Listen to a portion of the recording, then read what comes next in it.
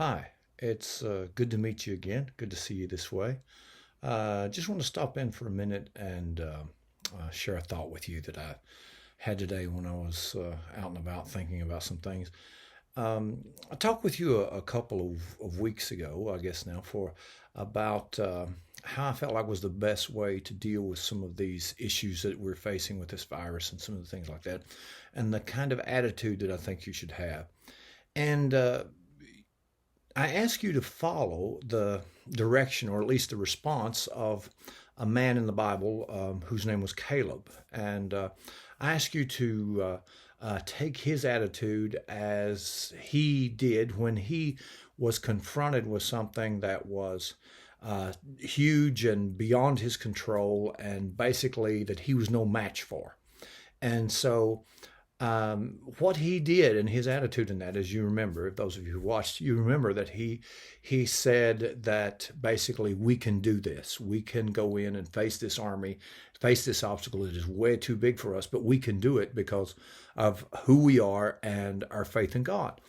And I ask you to take that attitude about this. And one of the things that happens, though, that I know is when you do attempt to stand up and not give in to fear, but instead stand on faith and stand on courage, there's things happens around you, and there's obstacles and there's resistance to that. If you're going to try to take a positive attitude, you're going to try to say, I can do this and I can overcome this, and you say, I'm going to believe that this is not beyond me.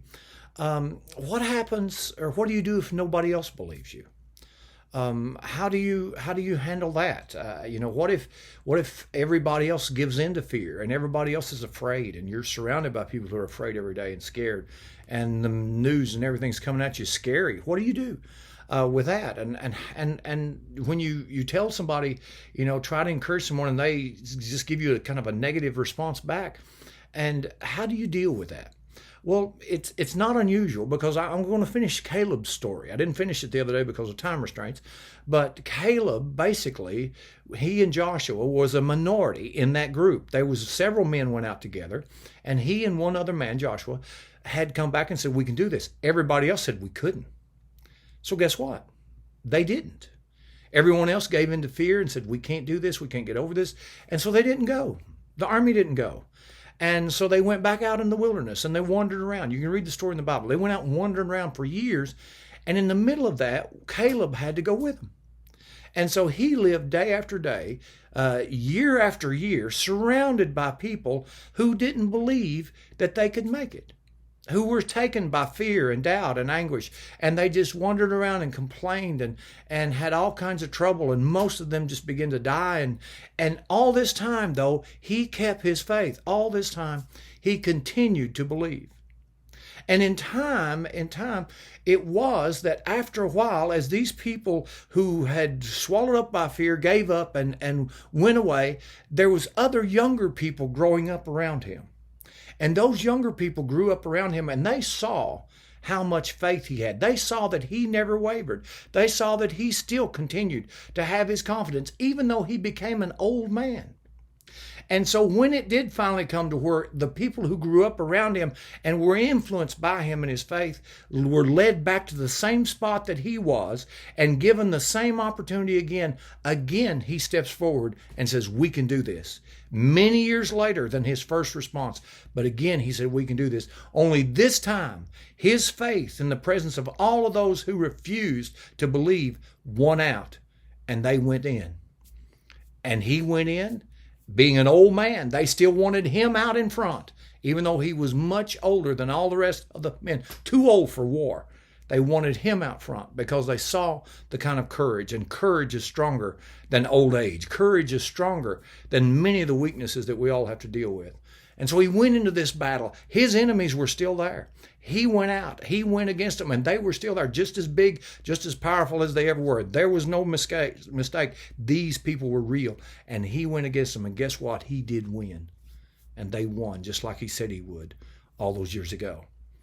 And what do you get from that? I'm just going to say to you that you're going to be surrounded by people who are full of fear and they're not going to understand why you would consider that you should be so confident or be brave.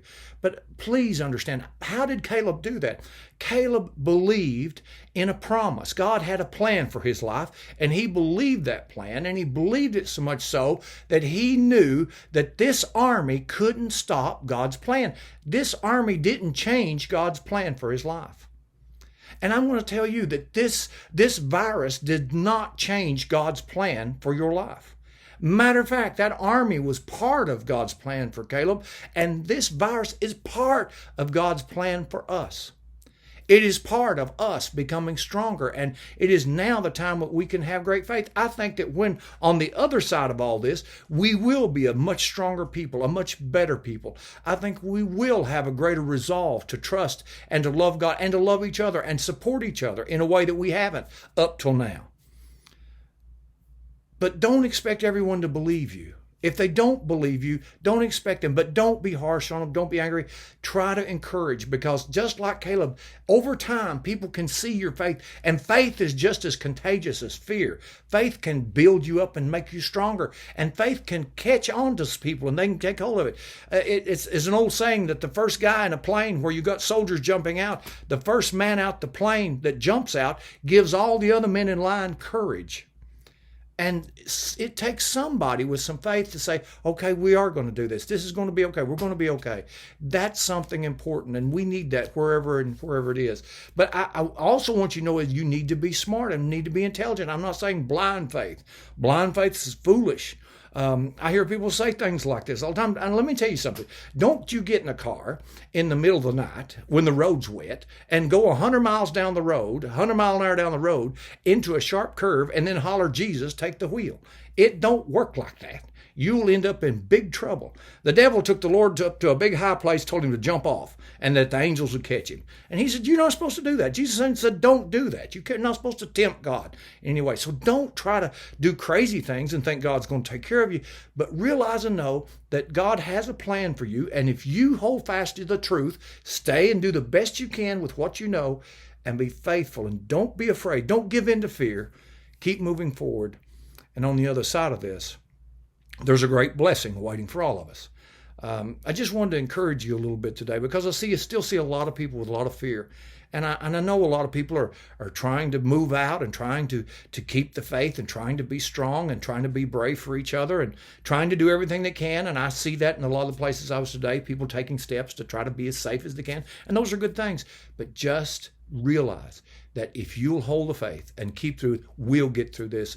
You and I both will get through, and it'll be better on the other side. And our faith, and while we have it now in this time of great stress, is growing every day.